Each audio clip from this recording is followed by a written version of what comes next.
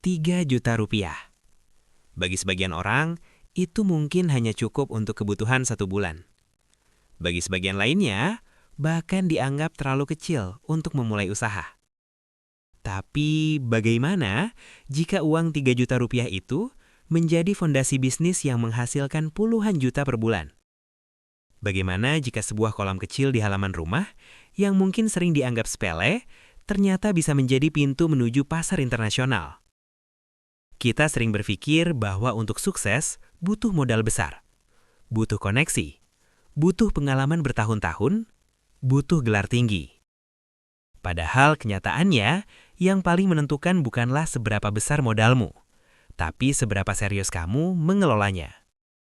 Di video ini, kita tidak sedang membahas mimpi kosong. Kita akan membedah langkah demi langkah bagaimana usaha ikan hias bisa dimulai dari nol. Bagaimana mengubah halaman rumah menjadi aset produktif, bagaimana mengubah hobi menjadi penghasilan, dan bagaimana membangun usaha kecil agar mampu menembus pasar luar negeri. Jika kamu pernah berpikir, apa mungkin saya bisa mulai dengan kondisi sekarang? Maka video ini akan menjawabnya. Karena yang membedakan orang yang berhasil dan tidak bukan pada siapa yang paling pintar, tapi siapa yang paling dulu berani mencoba.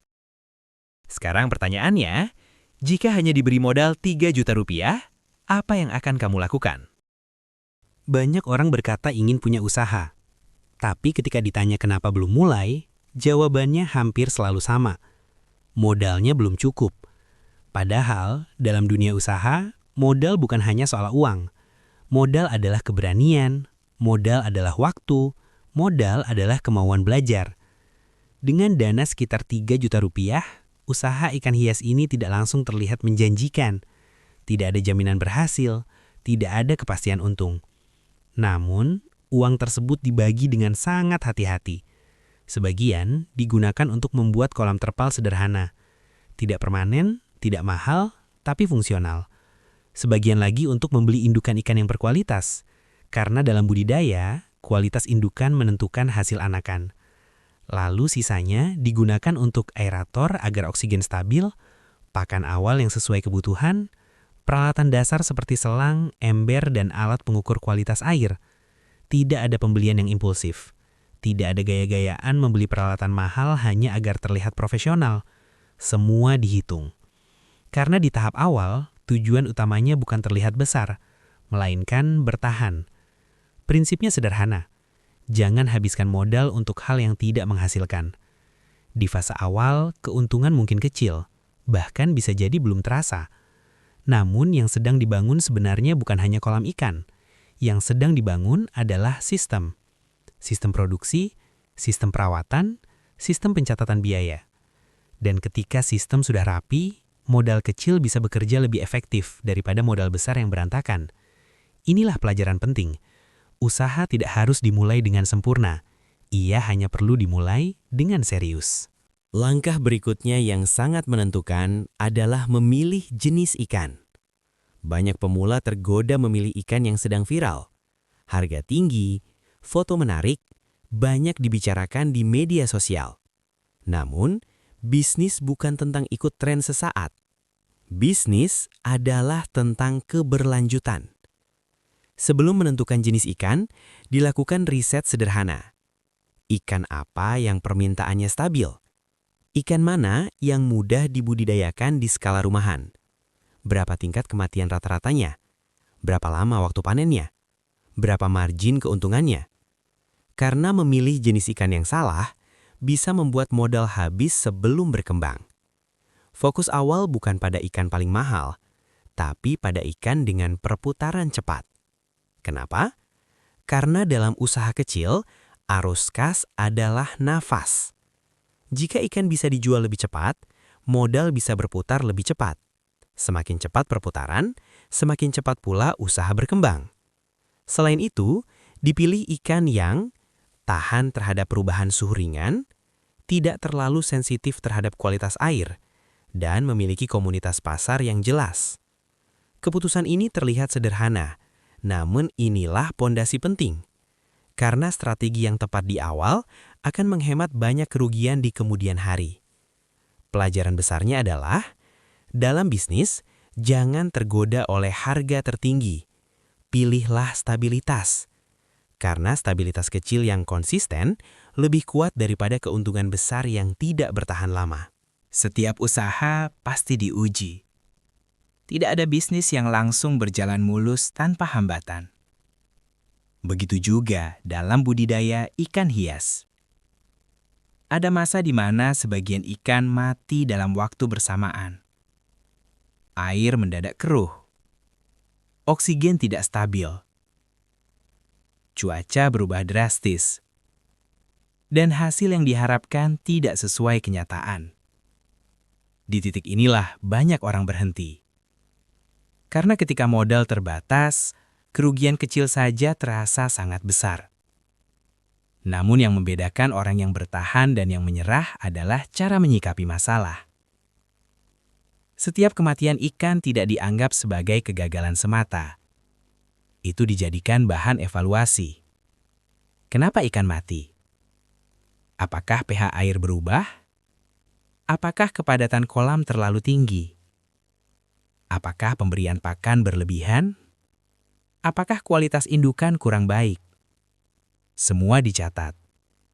Karena dalam budidaya, detail kecil menentukan hasil besar. Belajar memahami kualitas air menjadi hal wajib. Mengukur suhu. Mengontrol kadar oksigen. Menjaga kebersihan kolam. Mengurangi stres pada ikan. Kesalahan demi kesalahan diperbaiki. Dan perlahan, tingkat kematian menurun. Disinilah mental pengusaha ditempa. Karena ketika usaha masih kecil, tidak ada tim besar yang membantu. Tidak ada konsultan mahal.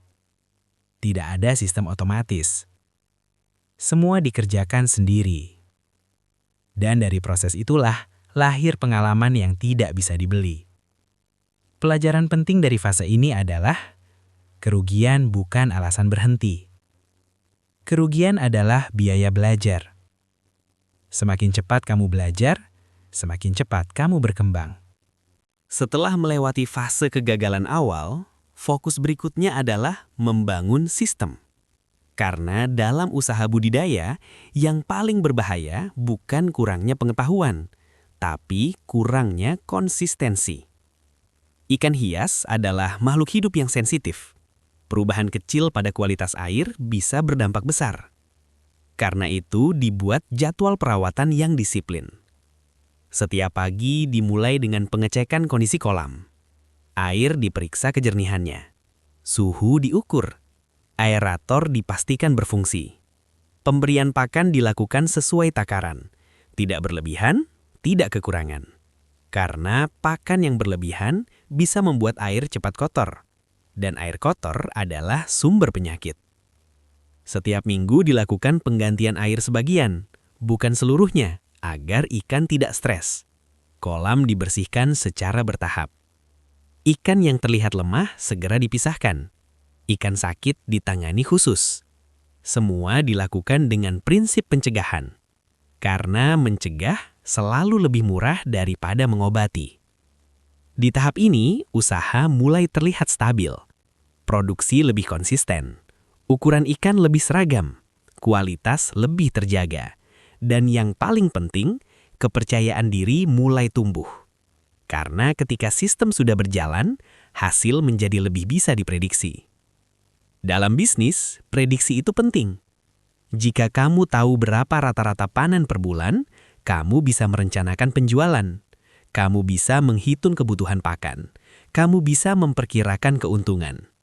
Inilah perbedaan antara usaha yang asal jalan dengan usaha yang dikelola secara serius. Kesuksesan jarang datang dari kerja keras yang sporadis. Ia datang dari disiplin yang dilakukan terus-menerus. Memiliki produk bagus saja tidak cukup. Produk harus dikenal. Disinilah tantangan berikutnya muncul. Bagaimana menjual tanpa toko besar? Strategi yang digunakan sederhana, tapi konsisten.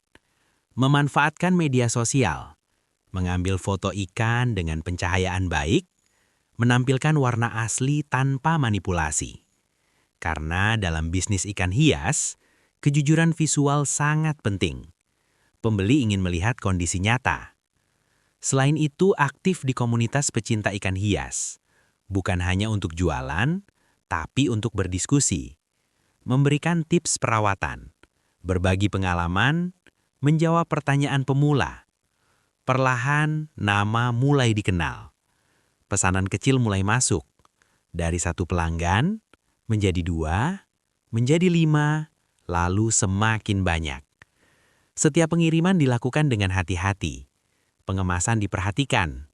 Oksigen dalam plastik cukup, air bersih dan sesuai standar.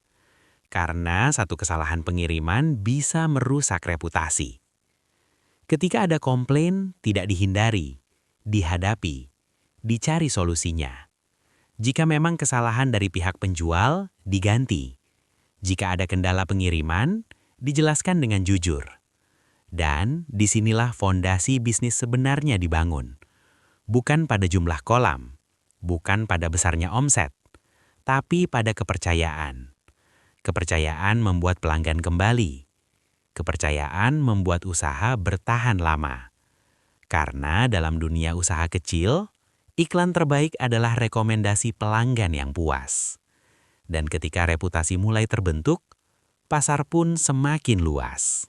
Setelah pasar lokal mulai stabil dan produksi semakin konsisten, muncul satu pertanyaan besar. Apakah usaha ini bisa melangkah lebih jauh? Banyak pelaku usaha kecil berhenti di zona nyaman. Penjualan sudah ada, penghasilan sudah cukup. Risiko terasa lebih aman jika tidak berkembang terlalu cepat. Namun pertumbuhan tidak datang kepada mereka yang hanya menunggu. Untuk menembus pasar ekspor, ada standar yang jauh lebih tinggi. Bukan hanya soal ikan yang sehat, tapi soal konsistensi kualitas dalam jumlah besar. Setiap ikan yang dikirim ke luar negeri harus memenuhi standar ukuran, warna, dan kondisi fisik. Tidak boleh ada cacat, tidak boleh ada tanda penyakit. Artinya, sistem budidaya harus makin rapi. Mulai dari seleksi indukan yang lebih ketat, pemilahan anakan berdasarkan ukuran, pemisahan ikan yang tidak memenuhi standar ekspor. Kemudian, masuk ke tahap yang lebih teknis. Proses karantina, pemeriksaan kesehatan ikan, penyesuaian prosedur pengemasan agar tahan perjalanan panjang. Pengemasan untuk ekspor tidak sama dengan pengiriman dalam kota. Durasi perjalanan bisa berjam-jam, bahkan berhari-hari. Air dalam plastik harus cukup, oksigen harus stabil, suhu harus dijaga. Selain itu, ada administrasi yang harus dipenuhi. Dokumen kesehatan, prosedur legalitas, koordinasi dengan pihak pengiriman. Semua ini dipelajari satu persatu. Tidak instan, tidak langsung berhasil. Ada percobaan pengiriman pertama yang penuh kekhawatiran. Menunggu kabar dari pembeli luar negeri dengan perasaan campur aduk. Apakah ikan sampai dengan selamat? Apakah kualitasnya tetap terjaga? Dan ketika kabar baik datang, bahwa ikan tiba dalam kondisi sehat, disitulah kepercayaan diri meningkat.